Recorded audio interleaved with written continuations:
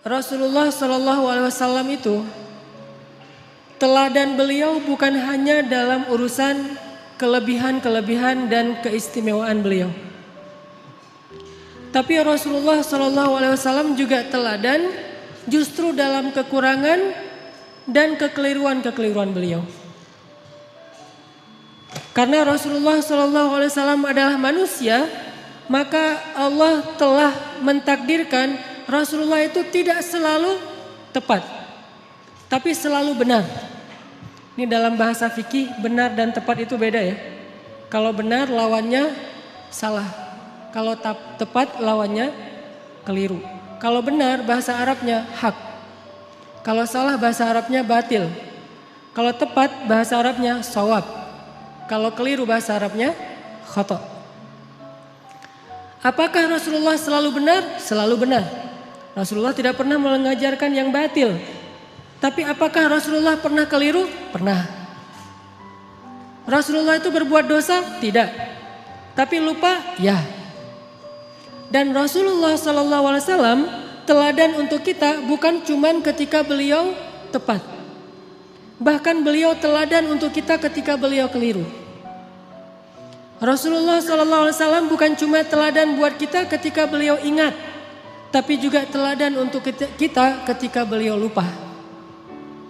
Nah, teladan ketika Nabi keliru, teladan ketika Nabi lupa, ini jarang dibahas. Padahal itu uswatun hasanah juga loh. Uswatun hasanah dari mana? Kalau kita lupa, kalau kita keliru, kalau kita salah, gimana cara kita untuk tetap on the track, tetap diridhoi Allah, tetap Allah maafin kita. Kalau kita salah, kalau kita keliru, kalau kita lupa, kalau kita silap, kalau kita berdosa. Caranya adalah kita harus meneladani Nabi ketika Nabi juga berada dalam kondisi yang sama, walaupun tetap Nabi lebih baik daripada kita. Buat saya, laqad kana lakum fi Rasulillahi uswatun hasanah, bukan hanya ketika Nabi SAW sholatnya khusyuk, tapi juga ketika Nabi sholat lupa rakaat. Nabi itu pernah sholat harusnya 4 rakaat, lupa jadi 2 rakaat. Terus selesai salam 2 rakaat nih, kayak orang sholat qashar. Selesai salam, sahabat nanya, ya Rasulullah, apakah kita mengqashar sholat? Kata Nabi, tidak. Memangnya kenapa? Kita sholat 2 rakaat loh Rasul. Kata Nabi, beneran? Beneran. Tanya ke sahabat-sahabat yang lain, semuanya bilang ya, kita tuh sholat 2 rakaat. Akhirnya Nabi berdiri lagi, takbir, melanjutkan 2 rakaat sholat yang tersisa dan menutupnya dengan sujud sahwi. Lupanya Nabi uswatun hasanah. Sehingga kalau kita mengalami apa yang pernah Nabi alamin, kita sholat lupa nih, maka kita punya teladan yang paling baik untuk memperbaiki kesalahan dan kelupaan kita. Oh, kalau saya kurang 2 rakaat, tinggal tambah. Tidak harus diulang dari awal menurut jumhur ulama. Uswatun hasanah. Dan bukan hanya itu, uswatun hasanahnya juga buat kita bahwa Nabi itu gak pernah sombong, gak pernah gengsi untuk mengakui bahwa beliau keliru. Itu juga uswatun hasanah. Kan harusnya Nabi itu yang dilihat itu yang ideal-ideal, yang keren-keren, yang istimewa ya. Begitu sekali keliru, Nabi kalau misalnya beliau bukan teladan, beliau gak akan ngaku. Ah, kalian aja yang gak khusyuk, kan saya gak mungkin gak khusyuk, saya ini Nabi loh. Masa kalian ngomongin saya salah? Enggak, kalau kayak gitu beliau bukan uswatun hasanah. Justru karena beliau lapang dada, besar hati, low profile, tawadu, dan mau mengakui kalau beliau memang keliru, disitulah uswatun hasanah dari Nabi untuk kita. Kadang seorang ustadz bisa salah, kadang seorang guru bisa keliru, kadang seorang pemimpin juga salah. Gak boleh seorang pemimpin merasa bahwa dia tuh selalu benar, tuh gak boleh. Karena kalau dia sudah merasa selalu benar, berarti dia sudah mengkultuskan dirinya. Dan Allah mengatakan, fala tuzakku anfusakum huwa a'lamu bimanittaqa. Janganlah kalian menganggap diri kalian suci, artinya gak pernah salah. Jadi pemimpin yang meneladani Rasulullah SAW bukan cuma meneladani dari angle jujur, amanah, profesional, tapi juga meneladani Nabi dari angle apa? Bahwa kalau keliru berbesar hati untuk mengakui. Kalau dinasihati oleh orang lain dan nasihat itu memang tepat dan benar, maka dia menerima dengan lapang dada. Kalau perlu dia berterima kasih kepada orang yang sudah menasihati dia, bukan malah ilfil, bukan malah menyakiti, bukan malah menzolimi. Ini uswatun hasanah ketika Nabi keliru. Laqad kana lakum fi Rasulillah Laqad kana lakum fi Rasulillahi uswatun hasanah. Pasti di dalam diri Rasulullah itu ada uswatun hasanah. Tapi kan Rasul gak selalu tepat. Walaupun tepatnya itu banyak. Sedikit keliru. Tapi tetap ada kelirunya. Bahkan kalau kita baca ayat-ayat Al-Quran. Kita akan menemukan lebih dari satu ayat-ayat teguran terhadap Nabi. Ya kan? Walaupun yang populer satu surat Abasa. Tapi surat dengan makna yang sama dengan surat Abasa di dalam Al-Quran itu lebih dari satu. Ada beberapa, bahkan lebih dari 3. Kenapa kok Nabi sampai kayak gitu? Biar kita bisa meniru Nabi kalau kita melakukan kesalahan. Seorang suami tidak selalu harus benar. Dan tidak perlu merasa gengsi mengakui kalau kali ini yang benar adalah istrinya. Buat yang udah punya istri. Yang belum punya juga belum tentu selalu benar. Kadang yang benar adalah teman kos-kosannya. Kadang yang benar adalah mantannya. Kan gak masalah kan? Kalau ditanya kenapa kalian putus? Gua gak sabar. Jangan, oh dia tuh emang gini-gini. Enggak. Kadang-kadang emang dia yang baik. Kita yang waktu itu lagi terbawa emosi. Tapi di balik semua itu emang lebih baik putus mungkin. Supaya mereka mencari yang lebih baik dan lebih halal. Tapi yang pasti teman-teman, kita coba malam ini belajar uswatun hasanah Nabi dalam kondisi ketika Nabi keliru. Dan ini sama sekali bukan ingin menjelek-jelekan Nabi, sebaliknya kita ingin melihat betapa Nabi itu hebat. Justru ketika kita melihat betapa Nabi besar hati, lapang dada, kita akan semakin kagum kepada sosok Rasulullah Sallallahu Alaihi Wasallam. Contoh sholat tadi aja udah dapat 2 uswah, 2 teladan. 1 Nabi besar hati, kedua pelajarannya bahwa oh kalau salah dalam sholat berarti tinggal kita tambah ditutup dengan sujud sahwi. Ada 3 nih. Yang ketiga pelajarannya dalam kasus itu apa? Ternyata sahabat-sahabat Nabi itu orangnya dewasa. Sahabat-sahabat Nabi itu orangnya mateng, gak gampang pundungan. Nabi sholat. Kurang 2 rakaat, mereka nggak komen, katanya Nabi salatnya nggak khusyuk, nggak gitu. Mereka nggak unfollow Nabi. Wah udah nggak benar nih postingannya, gue unfollow aja nih. Dan komennya cuman yang dekat doang sama Nabi, yang komen yang lain nggak ikut-ikutan komen. Jadi komennya itu komen positif, bukan ngebully Nabi, bukan Nabi mah ternyata salatnya juga mikir yang lain. Saya kira selama ini udah keren banget, ternyata pencitraan doang, enggak. Kenapa? Karena mereka followers yang udah mateng. Bukan followers yang labil, yang galau gitu. Sehingga sekali Nabi postingnya agak-agak kurang tepat, mereka pundung fisabilillah. Bayangin kalau sekali Nabi keliru terus pundung kan berkurang kan umat Islam? Tidak, yang terjadi justru semakin bertambah. Kenapa? Mereka faham Nabi itu wama Muhammadun illa rasulun qad khalat min qablihi rusul. Dia juga seorang makhluk yang diutus oleh Allah. Kadang dia wafat, Allah menghidupkan dan mematikan, Allah memberi makan, Allah memelihara, Allah membuat dia ingat dan lupa. Semua itu adalah sifat manusia yang melekat pada diri Rasulullah Sallallahu Alaihi Wasallam. Cuma satu bedanya. Beliau Allah jaga dari berbuat dosa, maksum. Dijaga dari berbuat dosa. Jadi Nabi itu gak buat dosa, tapi kalau keliru ya. Lagian keliru itu bukan dosa sengaja. Cuman lupa, cuman salah faham, cuman ijtihad. Sehingga sahabat ketika Nabi keliru, ya udah easy going aja, tinggal bangun, ngelanjutin. Jadi makmum Nabi, gak ada sahabat yang akhirnya dorong-dorong Abu Bakar lu aja yang jadi imam, kayaknya Nabi lagi agak-agak kurang khusyuk gitu malam ini. Kayak lagi apa misalnya, enggak sahabat tetap aja ya udah Rasulullah kita ikutin. Nabi lanjut 2 rakaat diikutin dan enggak ada yang ngomongin di belakang. Enggak ada yang diam-diam, bisa gitu juga ya Nabi, gue heran jadi gosip. Terus besok keluar di postingan-postingan sahabat, Nabi ternyata manusia biasa. Hashtagnya Nabi lupa, viral di antara mereka. Gak usah dibesar-besarkan, itu hal yang wajar. Udah aja mereka lupa. Tapi tetap direwayatkan kisah ini supaya apa? Laqad kana lakum fi Rasulillahi uswatun hasanah. Biar kita bisa niru. Ini angle uswah hasanah yang coba kita terapkan dalam hidup kita. Menyikapi kalau orang lain keliru. Orang lain itu bisa orang tua, orang lain itu bisa guru, orang lain itu bisa teman, orang lain itu bisa pasangan, orang lain itu bisa tetangga, orang lain itu bisa pemimpin, bisa pejabat, bisa siapa aja.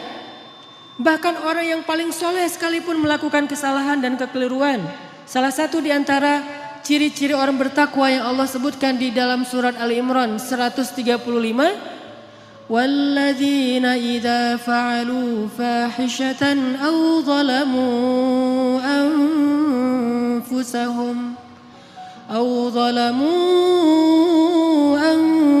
anfusahum dzakarullaha fastaghfaru lidzunubihim. Orang yang bertakwa kata Allah adalah orang-orang yang apabila melakukan kesalahan, menzalimi diri sendiri atau melakukan fahisyah, dosa sembunyi-sembunyi. Coba. Ternyata orang bertakwa juga bisa ngelakuin dosa, kesalahan. Bedanya apa? Zakarullah. Ketika dia sadar, ketika dia ingat, ketika dia diingatkan oleh orang lain, fastaghfaru lidzunubihim. Buru-buru dia meminta ampun kepada Allah dan tidak lagi melakukan kesalahan itu.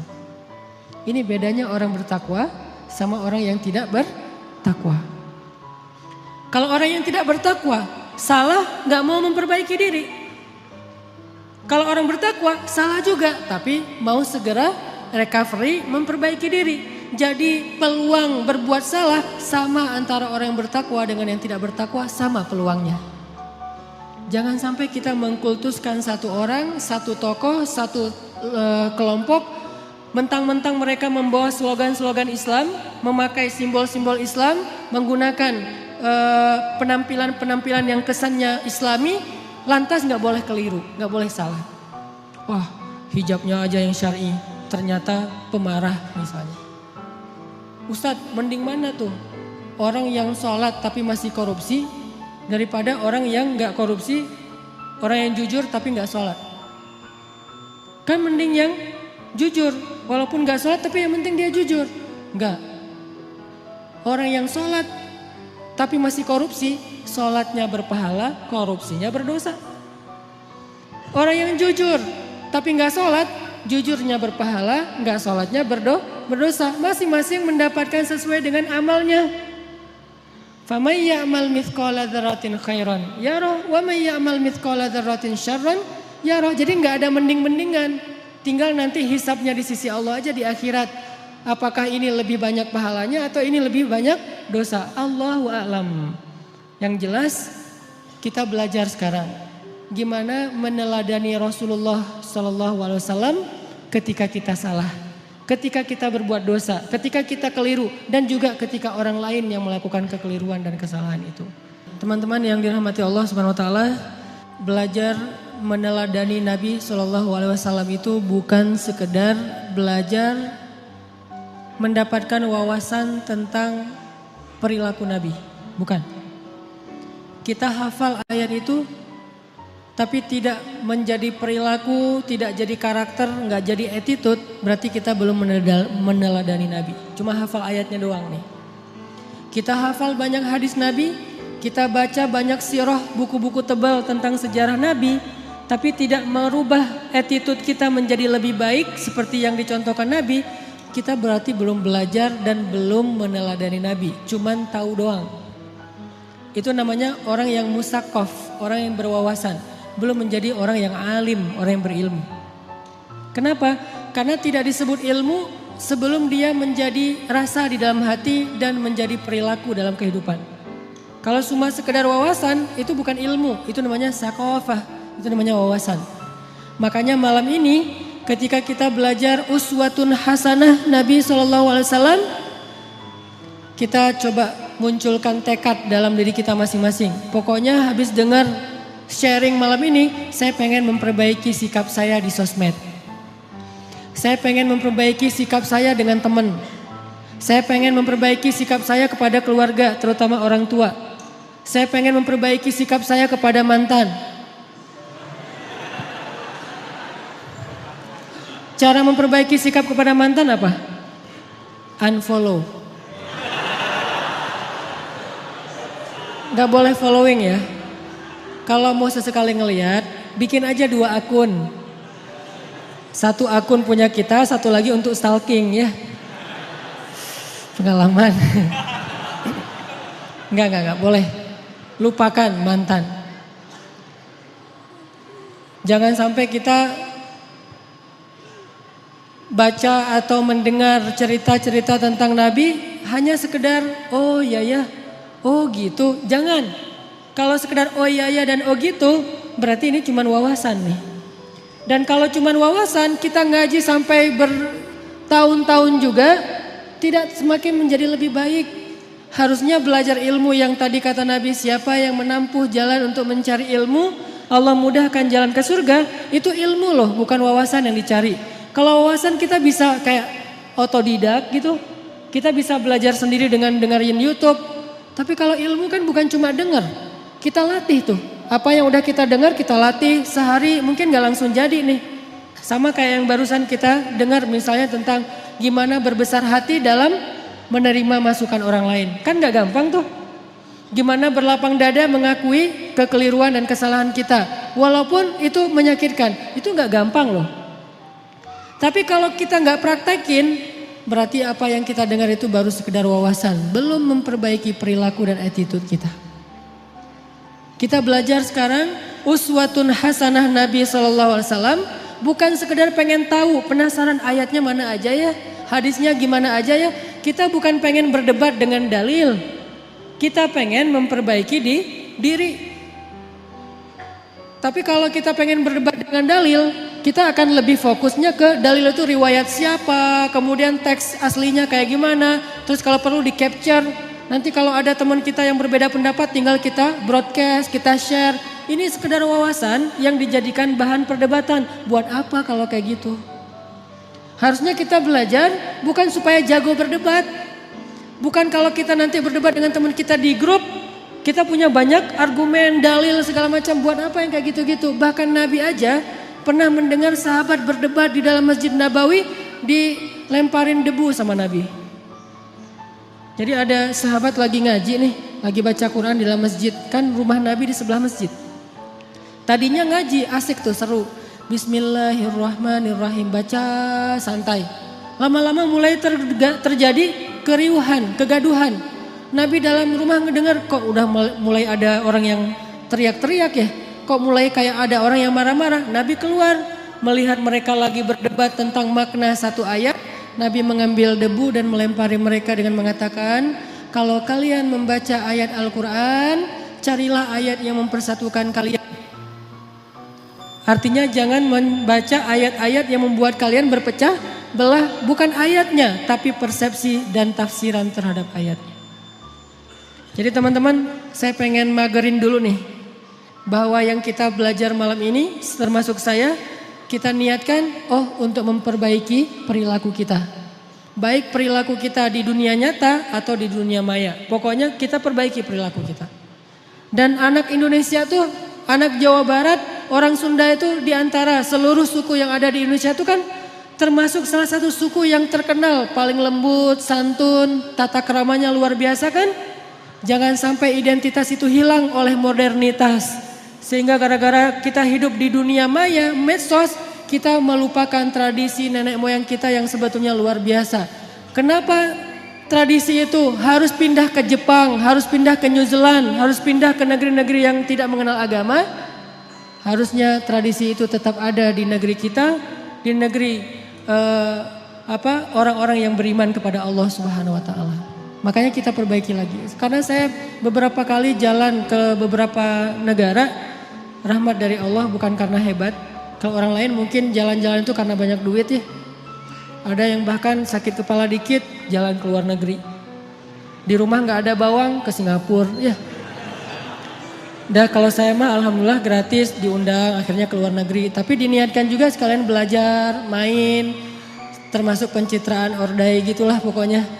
Jalan ke ke Jepang gitu. Kenapa orang Jepang itu attitude-nya lebih islami daripada kita? Padahal mereka tidak membaca teks-teks agama karena mereka terus berusaha memperbaiki perilaku mereka. Walaupun sisi lain mereka banyak masalah sih. Jalan ke New Zealand di Auckland misalnya. Itu orang-orangnya itu luar biasa, sangat menjaga perasaan orang lain. Nah, kita punya teks yang sangat ideal.